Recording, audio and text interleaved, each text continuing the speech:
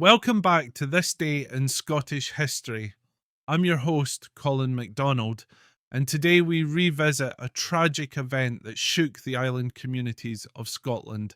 On December 18th, 1863, a devastating storm, later remembered as the Day of the Great Drowning, claimed the lives of 31 men, the entire crews of 5 fishing boats from Ness, a community on the northern tip of the Isle of Lewis.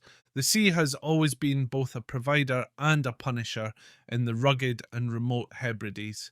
Fishing was and remains a vital part of life on Lewis. The men of Ness were skilled seafarers, braving the Atlantic Ocean daily to feed their families and sustain their communities. Yet the unpredictable power of the sea, especially in winter, has long loomed as a constant threat. On this fateful December day, that threat materialized with devastating consequences.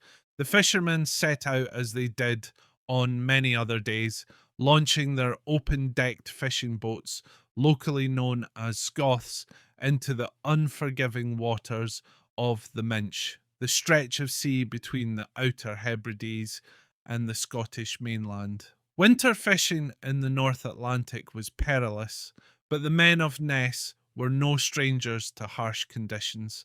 Little did they know that this day would bring one of the fiercest storms their community had ever seen. Eyewitness accounts describe how the weather turned suddenly and ferociously. Gale-force winds swept across the Minch, whipping up towering waves.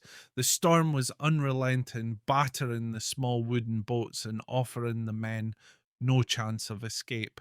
Some of the boats were believed to have been capsized by the violent waves, while others may have been swamped and sunk outright. None of the 31 fishermen made it back home.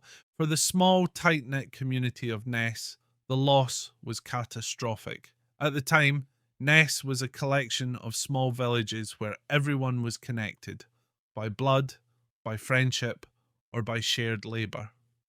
31 men from 5 boats were gone in a single day, leaving behind grieving families, widowed wives, and orphaned children. In a community where every able-bodied man was crucial to survival, the impact was not just emotional, but also economic.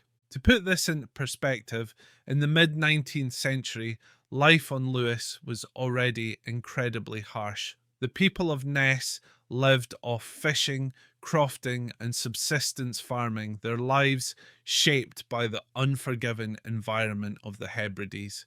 Losing so many men in one blow plunged families into hardship, and the tragedy rippled through the community for generations.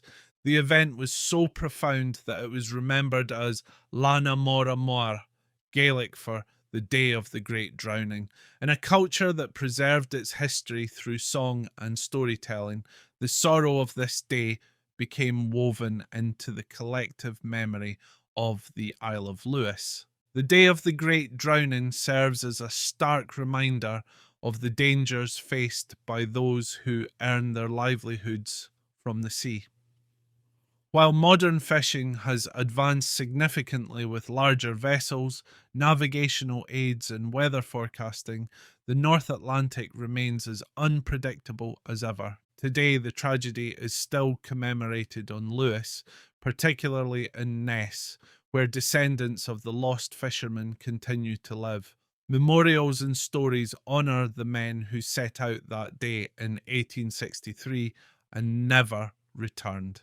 Their courage and sacrifice are remembered as part of the island's heritage, symbols of a community's deep and enduring connection to the sea. What is perhaps most striking about this story is the resilience of the people of Ness. Despite the devastation of the Day of the Great Drowning, life continued. Families grieved, rebuilt, and carried on as they always had, enduring in a landscape where survival demanded strength, unity, and faith.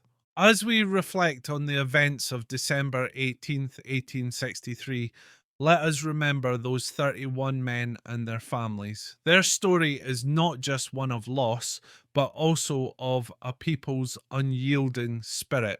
a spirit forged on the shores of one of Scotland's most rugged and beautiful places. Thank you for joining me on this poignant journey through history. Please tune in tomorrow for another episode of This Day in Scottish History.